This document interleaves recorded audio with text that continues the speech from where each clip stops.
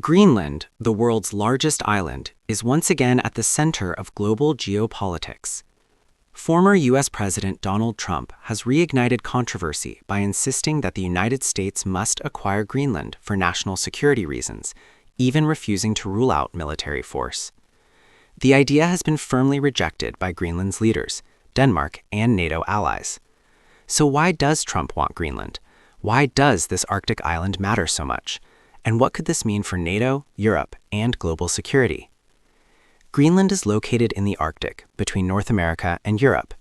Covering 2.2 million square kilometers, it is roughly 6 times the size of Germany, yet it has a population of just 56,000 people, most of whom are indigenous Inuit. Politically, Greenland is a semi-autonomous territory of Denmark, a NATO member state. While Greenland controls most domestic affairs, Denmark retains authority over defense and foreign policy. Its geographic position makes Greenland strategically invaluable.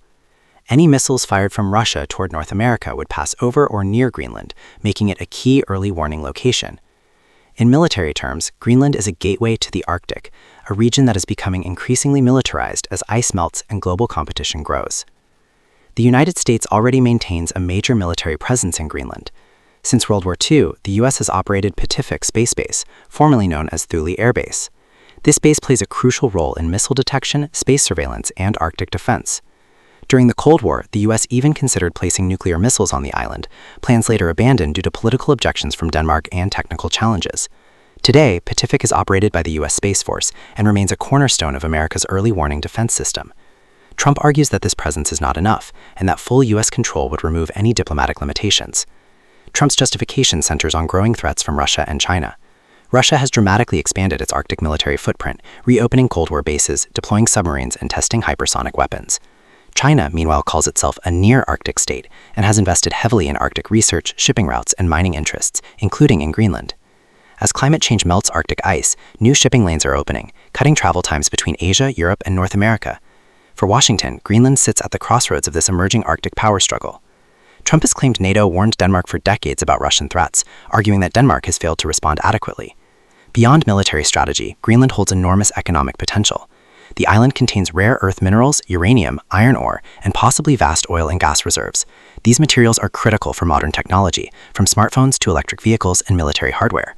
As ice sheets melt due to climate change, previously inaccessible resources may become easier to extract. Trump has denied that minerals are his primary motivation, stating, "We need Greenland for national security, not minerals." However, critics point out that Trump has repeatedly targeted resource-rich regions in foreign policy, including Ukraine. Regardless of motive, Greenland's resources add another layer to its strategic importance. Denmark and Greenland have both firmly rejected Trump's proposal. Greenland's leaders have made it clear, Greenland is not for sale. Denmark, a founding NATO member, has called the idea unacceptable, stressing respect for sovereignty and international law. The issue has revived debates inside Greenland about eventual independence, but public opinion remains strongly against becoming part of the United States. Trump's responses included threats of new trade tariffs against European allies, escalating tensions across the Atlantic. This dispute places NATO in a difficult position. At its core, NATO is built on collective defense and mutual trust. A U.S. demand to take territory from a fellow NATO member undermines that principle. If the U.S. were to act unilaterally, it could weaken alliance unity, particularly at a time when NATO faces major challenges from Russia's war in Ukraine. It also raises uncomfortable questions.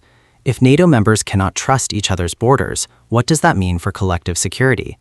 For now, Greenland remains Danish territory.